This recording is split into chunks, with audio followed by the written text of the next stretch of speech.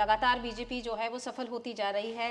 क्या इस अग्नि परीक्षा में बंगाल में भी बीजेपी खरी उतरेगी? देखिए, बंगाल की जो लड़ाई है वो लड़ाई सत्ता की नहीं है। वो लड़ाई है लोकतंत्र को बचाने की। दंगे हो रहे हैं, एक तरफा वहाँ पर हमले हो रहे हैं एक कम्युनिटी के ऊपर कि जो उत्तर प्रदेश की जनता है उसने योगी जी की नेतृत्व में, मोदी जी के नेतृत्व में भारतीय जनता पार्टी को आगे बढ़ाने का काम करा है। भारतीय जनता पार्टी विकास के पथ, विकास की रोड बनाती है, एक्सप्रेस वे बनाती हैं और इंफ्रास्ट्रक्चर में मजबूत करती हैं। पीडीए का विकास नारों से नहीं होगा। वोट आज की डेट में सिर्फ विकास के मॉडल पर पड़ते हैं कि भारतीय जनता पार्टी ने जो विकास के काम करे हैं, जो जन कल्याणकारी योजनाएं लागू करी गई हैं, वो सारी चीज़ों पर हमको विश्वास है कि भारतीय जनता पार्टी पंचायत चुनाव में अपना परचम लहराएगी। नमस्कार, बहुत बहुत स्वागत है आप सभी का हमारे इस खास पॉडकास्ट में। दर्शकों, भारतीय जनता पार्टी की राजनीति में संगठन, विचार और जमीनी जुड़ाव तीनों का संतुलित प्रतिनिधित्व करने वाले वरिष्ठ नेताओं में आशीष कुमार तिवारी का नाम प्रमुखता से लिया जाता है। वरिष्ठ बीजेपी नेता आशीष कुमार तिवारी न केवल संगठनात्मक अनुभव रखते हैं, बल्कि समकालीन राजनीति, सामाजिक मुद्दों और राष्ट्रवादी विचारधारा पर भी स्पष्ट और सशक्त दृष्टिकोण के लिए जाने जाते हैं। आज के इस खास पॉडकास्ट में हम उनके राजनीतिक अनुभव, पार्टी की रणनीति और मौजूदा राजनीतिक परेशानियों और उनकी परिस्थितियों पर विचार करेंगे और साथ ही उनके विचार भी जानेंगे। तो चलिए बिना देर किए हुए उनका स्वागत करते हैं। सर, आपका बहुत बहुत स्वागत है। नमस्कार सर, सबसे पहले आपसे जानना चाहेंगे कि महाराष्ट्र में तो आपने बाजी मार ली, लेकिन अब जो आगे यूपी पंचायत चुनाव है, जिसे ये भी कहा जा रहा है कि ये 2027 विधानसभा चुनाव का सेमीफाइनल इसे माना जा रहा है, तो इसको लेकर आपकी क्या प्रतिक्रिया है? देखिए भावना जी, जहाँ तक आपने महाराष्ट्र की बात करी तो महाराष्ट्र की जनता ने हमको विधानसभा चुनाव में भी एक बड़ी जीत देने का काम करा और उसके बाद में हमारे कामकाज को देखते हुए, चाहे वो केंद्र की बात हो या फिर अन्य राज्यों में या फिर अभी महाराष्ट्र में भी, महाराष्ट्र की जनता को क्या चाहिए? महाराष्ट्र की जनता को चाहिए स्टेबिलिटी, स्थिरता चाहिए, काम चाहिए, उसको सुरक्षा चाहिए और इस सारे मामलों में भारतीय जनता पार्टी एकदम अव्वल नंबर की है। हर जितने भी राज्यों में भारतीय जनता पार्टी की सरकार है या केंद्र में भी आप देख लो, जो केंद्र की भी नीतियां हैं वो लगातार आम जनमानस के लिए बहुत अच्छा काम कर रही हैं और इन्हीं सबको देखते हुए महाराष्ट्र की जनता ने हमको बम्पर जीत देने की काम करा। और जहाँ तक बात है 2026 में पंचायत चुनाव की, तो उत्तर प्रदेश के अंदर में हमारे लिए कोई चुनौती जैसा तो नहीं है, चूँकि हम किसी भी पार्टी से अपने को चुनौती नहीं मानते। हमारी चुनौती हमसे ही है।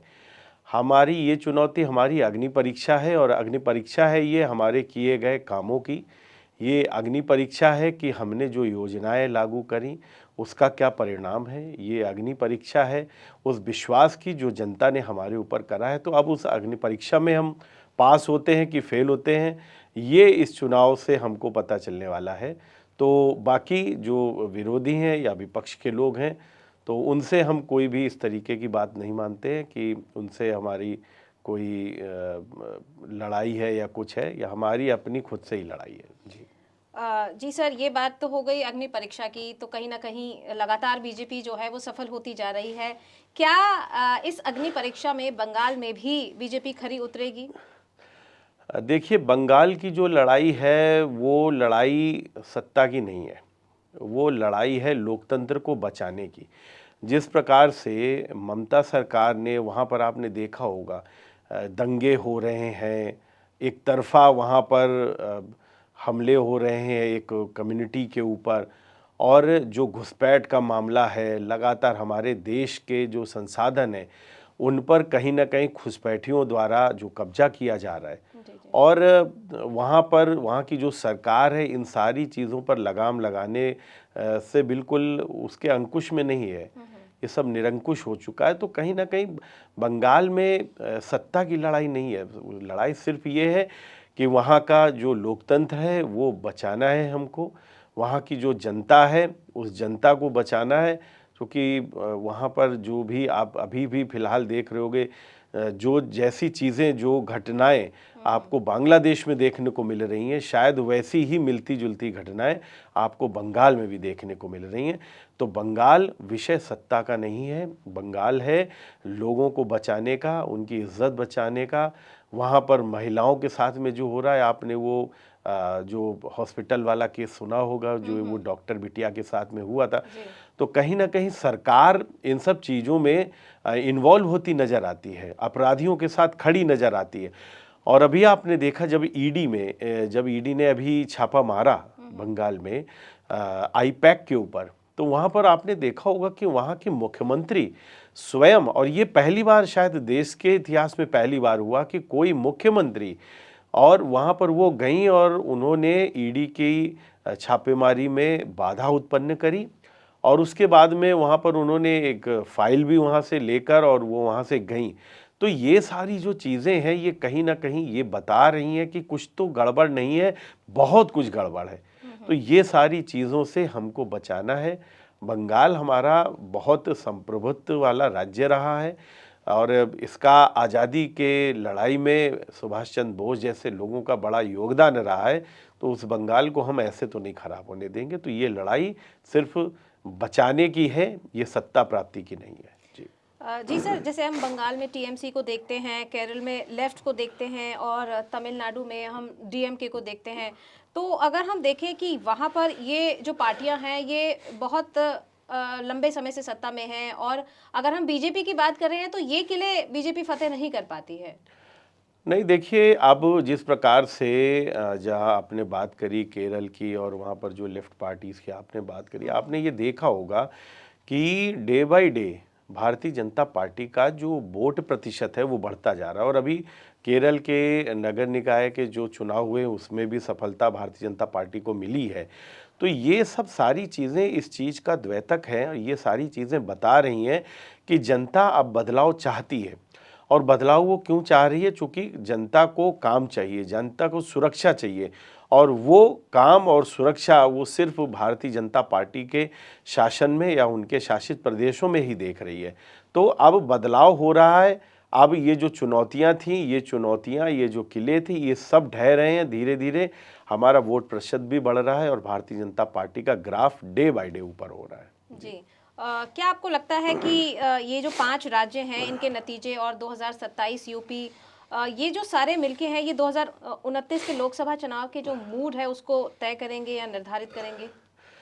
देखिए, निश्चित तौर पर वैसे तो हर एक राज्य के चुनाव की गणित अलग होती है, उसके सारी जो आवश्यकताएं हैं वो दूसरी हैं, मूड्स दूसरे होते हैं, उनके जो अपने देखने के नज़रिए हैं वो अलग होते हैं। लेकिन निश्चित तौर पर जब कोई पार्टी किसी राज्य में जीतती है चुनाव, तो वो पार्टी का जो मोराल है, जो मनोबल है, वो हमेशा बढ़ता है और जनता की स्वीकृति मिलती है। तो उनको ये लगता है कि जो जनता के हित में जो उन्होंने योजनाएं लाई हैं, जो काम किए हैं, वो कहीं ना कहीं जनता को पसंद आ रहे हैं।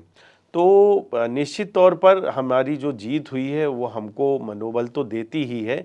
और उत्तर प्रदेश की अगर हम बात करें, 2027 में जो चुनाव होना है, तो उत्तर प्रदेश में आप ये मान लीजिए कि 2 बार लगातार जो चुनाव जीतने का काम भारतीय जनता पार्टी ने करा है। जैसे 2017 में जीती, फिर 2022 में जीती। ऐसा इतिहास में कभी नहीं हुआ था, रिपीट कभी कोई सरकार नहीं हुई थी, लेकिन भारतीय जनता पार्टी रिपीट हुई है। इसका साफ मतलब ये है कि जो उत्तर प्रदेश की जनता है उसने योगी जी की नेतृत्व में, मोदी जी के नेतृत्व में भारतीय जनता पार्टी को आगे बढ़ाने का काम करा है। उनकी योजनाएं, उनका जनता के प्रति विश्वास, बिल्कुल ये साफ नज़र आता है। तो 2027 में हम तीसरी बार जीतकर एक हैट्रिक का जो हम लगाने जा रहे हैं उत्तर प्रदेश में, ये भी पहली बार ही होगा। तो हमको पूरा विश्वास है कि हम यहाँ पर हैट्रिक लगाएंगे। जी जी सर, पंचायत चुनाव की तरफ लौटते हैं। जब हम पंचायत चुनावों में जातिगत समीकरण जो होता है वो बेहद निर्णायक होता है, और अगर हम बात करें सपा के पीडीए फॉर्मूले को, तो बीजेपी के लिए कितनी बड़ी चुनौती के रूप में सामने आएगा? देखिए, पंचायत चुनाव हो या कोई भी चुनाव हो, चुनाव हमेशा लड़ा जाता है मुद्दों पर। और अगर हम बात करें भारतीय जनता पार्टी की, तो भारतीय जनता पार्टी ने जो भी काम करे हैं उनको जनता ने सराहा है। विपक्ष एक नैरेटिव जरूर बनाने की कोशिश कर रहा है कि वो पीडीए कर रहा है, और पीडीओ में वो सिर्फ बिखराव की बात करता है, वो जातियों को लड़ाने की बात करता है, वो आपस में दूरियां पैदा करने की बात करता है। लेकिन भारतीय जनता पार्टी दूरियां नहीं पैदा करती है। ये पीडीए के नाम पर जातियों के बीच में दीवार बनाने का काम करते हैं। भारतीय जनता पार्टी विकास के पथ, विकास की रोड बनाती है, एक्सप्रेस वे बनाती हैं और इंफ्रास्ट्रक्चर में मजबूत करती हैं। यहाँ पर जाने कितने ऐसे काम हम लोगों ने करे जो पिछली सरकारों ने कभी सोचे भी नहीं थे। तो इनके पास आज कोई मुद्दा भी नहीं है। आप सोच लीजिए कि उत्तर प्रदेश में जो पहले मुद्दे होते थे, महंगाई, बेरोजगारी, महिला सुरक्षा, युवा, ये सारे मुद्दे आज बिल्कुल साफ हो चुके हैं। तो आज विपक्ष के पास कोई मुद्दा नहीं है, तो मुद्दों के नाम पर ये जातियों के बीच में लड़ाइयाँ कराने का काम कर रहे हैं। ये सिर्फ ये चाहते हैं कि इनको जाति के नाम पर वोट मिल जाए। लेकिन मेरा सिर्फ ये कहना है कि अगर पीडीए का भी विकास करना है तो पीडीए का विकास नारों से नहीं होगा। भारतीय जनता पार्टी काम करती है गरीबों के लिए, पिछड़ों के लिए, दलितों के लिए, अल्पसंख्यकों के लिए। जितनी योजनाएं भारतीय जनता पार्टी लाई है, चाहे घर देने का काम हो, इलाज का काम हो, दवाई का काम हो, ये सारे काम भारतीय जनता पार्टी ने बिना किसी की जाति पूछे, ये जाति पूछते हैं, हम ज़रूरत पूछते हैं। हमने ज़रूरत देखकर किसी भी जाति धर्म का व्यक्ति हो उसको हमने काम उसका करा है, उसके लिए योजनाएं लाने का काम करा। तो इसलिए ये पीडीए का नैरेटिव इनका चलने वाला नहीं है और भारतीय जनता पार्टी एक बार फिर से झूम के आएगी, ऐसा मेरा विश्वास है। जी जी सर, आपसे जानना चाहेंगे, जब बीजेपी पंचायत स्तर पर ये जो डबल इंजन की सरकार का नैरेटिव चला पाएगी, या ये जो स्थानीय नाराजगी है या इस पर भारी पड़ेगी? देखिए, नैरेटिव मैंने आपको बताया कि कोई नैरेटिव नहीं है। नैरेटिव इन्होंने जो बनाना था वो बना लिया था, और पंचायत स्तर पर कोई नैरेटिव अब ये बना भी नहीं पाएंगे, क्योंकि पंचायत स्तर पे जो काम होते हैं वो काम, जैसे मान लीजिए गांव से संबंधित कोई काम है तो उस गांव का विकास कितना हुआ है, ये विकास पर वोट पड़ेंगे, ना कि जाति कितने, कौन सी जाति का कौन सा व्यक्ति किस गांव में रहता है इस पर।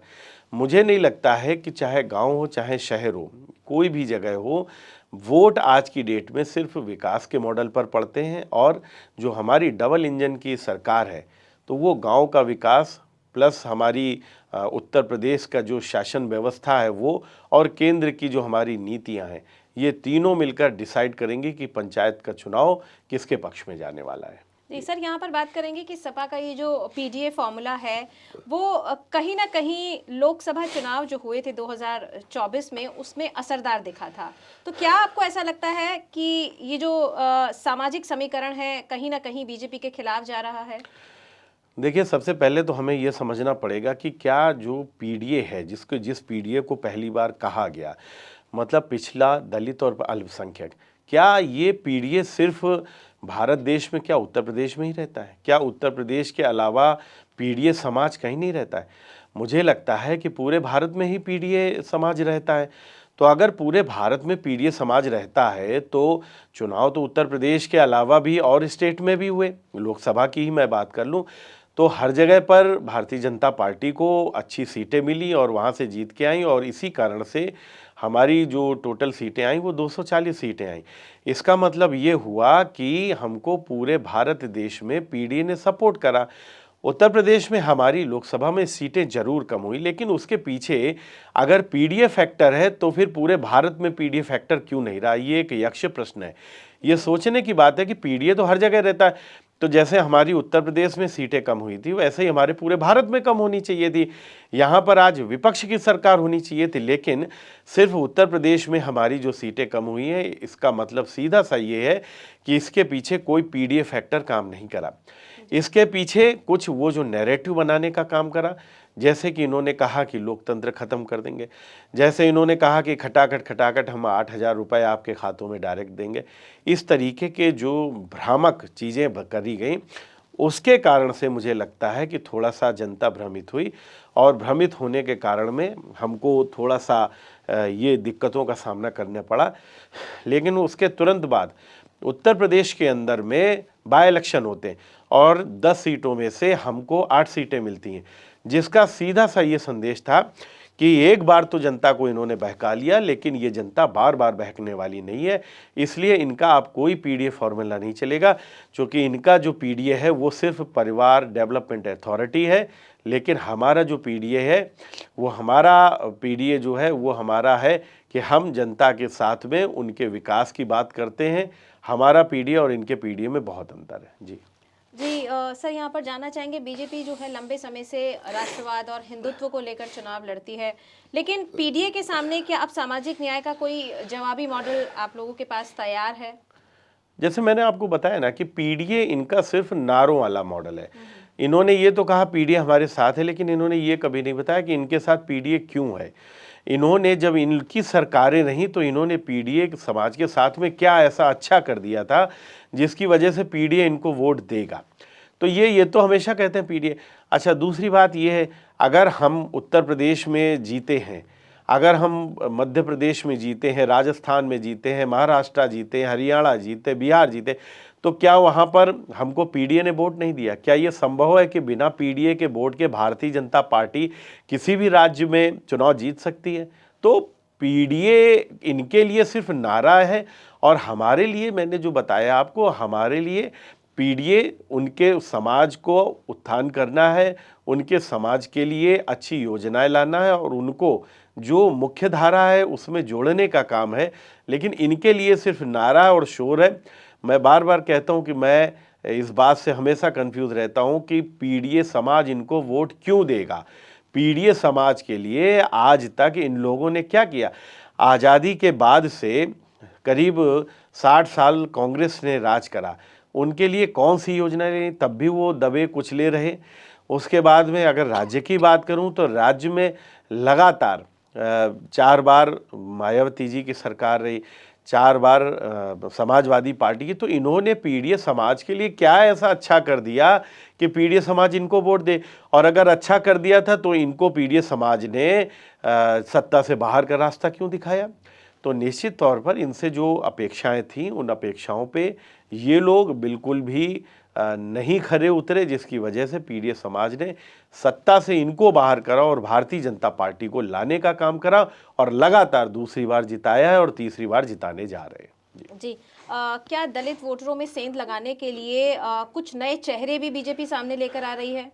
देखिए, जहाँ तक नेतृत्व की बात है, भारतीय जनता पार्टी एक ऐसी पार्टी है जो समय समय पर नए नए नेतृत्व को लाती रहती है, नए नए लोगों को मौका देती है। ये कोई परिवारवादी पार्टियां तो है नहीं कि नहीं अखिलेश जी के अलावा कोई नहीं रहेगा चाहे कुछ भी हो जाए, या फिर मायावती जी के अलावा कोई नहीं रहेगा, या जितनी भी परिवारवादी पार्टियां हैं। भारतीय जनता पार्टी जो है वो हमेशा नए नेतृत्व को मौका भी देती है, नए लोगों को आगे लाने का काम करती है। और उसमें ये नहीं है कि नहीं एक ही परिवार का व्यक्ति रहेगा, वो समय समय पर लोगों को मौका देने का काम करा है। इसलिए भारतीय जनता पार्टी और समाजवादी पार्टी या बहुजन समाज पार्टी में इसी चीज़ का फ़र्क है। इसीलिए हम कहते हैं कि हम परिवारवादी नहीं हैं, बाकी ये सारे लोग परिवारवादी हैं। जी, अगर हम बात करें पंकज चौधरी जी के नेतृत्व में पार्टी किस तरह का बदलाव महसूस कर रही है और किस तरह के बदलाव आएंगे और किस तरह से पार्टी जो है और सशक्त और मजबूत होकर निकलेगी? देखिए भावना जी, भारतीय जनता पार्टी की जो अपनी नीतियां हैं उन नीतियों पर तो काम करेगी, लेकिन जैसे कोई नया नेतृत्व लाया जाता है तो उसके अपने भी कुछ सोच होती है, उनके थॉट्स होते हैं, उनके तरीके, या पार्टी को कैसे आगे बढ़ाया जाएगा उनकी अपनी भी जो विशेषताएं होती हैं। तो हमारा ये कॉम्बिनेशन है, पार्टी की अपनी जो मॉडल्स हैं, जो अपनी लाइंस हैं, उसके साथ में जिसको नेतृत्व दिया गया उसको फ्री हैंड दिया जाता है कि आप अपने हिसाब से भी इसमें कैसे और सुधार कर सकते हैं, इसको आप और अच्छा कैसे कर सकते हैं।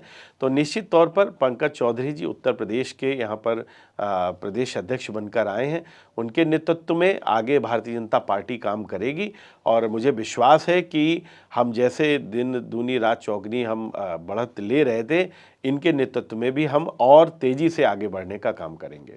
जी सर, यहाँ पर एक चीज़ और जानना चाहेंगे कि ये जो पार्टी है, ये जो अब चुनाव होने हैं, योगी मॉडल ही इसमें काम करेगा या कोई और नैरेटिव सेट कर रखा है या कुछ और नया लाने का प्रयास कर रही है पार्टी? देखिए, योगी मॉडल तो हमारा मॉडल तो पूरे भारतवर्ष में कई राज्य ऐसे हैं जो जहाँ पर भारतीय जनता पार्टी की सरकार नहीं है, लेकिन फिर भी वो अपना रहे हैं। मसलन मैं आपको बताऊं, हिमाचल प्रदेश में भी योगी मॉडल, बुलडोजर मॉडल का उनका जो काम था वो भी वहाँ देखने को मिला। लेकिन हमारे पास में सत्ता और संगठन दो चीज़ें होती हैं जो हम पैरेलली चलाते हैं। सत्ता और संगठन को मिलाकर हम ये तय करते हैं कि हमारी आगे की रणनीति क्या होगी। तो जो सत्ता है और जो हमारा संगठन है, सत्ता मतलब योगी आदित्यनाथ जी की जो सरकार चल रही है, और संगठन मतलब पंकज चौधरी जी जो हमारे संगठन के प्रदेश अध्यक्ष हैं। तो वो दोनों के मेल मिलाप से इसकी रणनीतियां तय होती हैं और आने वाले चुनावों में उस तरीके से हम आगे काम करते हैं। जी, अगर हम इंडिया गठबंधन की बात करते हैं तो अगर वो राष्ट्रीय स्तर पर अगर हम देखते हैं तो भले ही बिखरा हुआ दिखता है, लेकिन क्षेत्रीय स्तर पर जब हम जाते हैं तो वो काफ़ी मजबूत सा प्रतीत होता है। क्या बीजेपी इसे हल्के में ले रही है? देखिए भावना जी, ना ये राष्ट्रीय स्तर पर मजबूत है और ना ये क्षेत्रीय स्तर पर मजबूत है।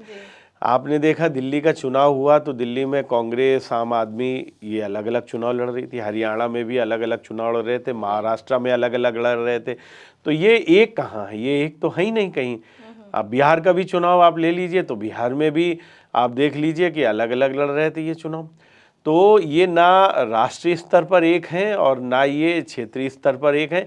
ये सिर्फ ढोल के पोल हैं, इनके इसमें कुछ दम बचा नहीं है। जनता बहुत अच्छे से जान चुकी है। तो और ये बात ये लोग भी जान चुके हैं। अभी आपने देखा ना किस प्रकार से महाराष्ट्र में भी जो अभी चुनाव हुआ नगर निकाय का, उसमें भी आपने देखा कि सारे अलग अलग लड़ रहे थे, वहाँ पर भी चुनाव लड़ रहे थे और क्या स्थिति हुई। तो अब ये ना क्षेत्रीय स्तर पर एक है और ना ये राष्ट्रीय स्तर पर एक है, ये कहीं पर भी एक नहीं है। जी, 2026 के विधानसभा चुनावों की अगर हम बात करते हैं तो बीजेपी को अपेक्षित जो सफलता है वो नहीं मिलती। तो ऐसे में इसका असर क्या यूपी के 2027 के जो चुनाव हैं उस पर भी देखने को मिल सकता है? 2026 मतलब आप पंचायत चुनाव की बात कर रहे हैं कि अगर उसमें हमको नहीं मिला। देखिए, पहली बात तो ऐसा नहीं होगा। क्यों नहीं मिलेगी अपेक्षित हमको सफलता? बिल्कुल मिलेगी, चूँकि मैंने आपको बताया ना, सफलता इस बात पर डिपेंड करती है कि जो हमने काम करे, और हमको पूरा विश्वास है कि भारतीय जनता पार्टी ने जो विकास के काम करे हैं, जो जन कल्याणकारी योजनाएं लागू करी गई हैं, वो सारी चीज़ों पर हमको विश्वास है कि भारतीय जनता पार्टी पंचायत चुनाव में अपना परचम लहराएगी और हमने जो करा है उसका तो हमको फल मिलेगा। लेकिन जो दूसरे लोग हैं, जो दूसरी पार्टियां हैं, उन्होंने क्या करा? उन्होंने तो कुछ करा भी नहीं है। तो उनको क्यों सफलता मिलेगी, ये ज़रूर क्वेश्चन मार्क है।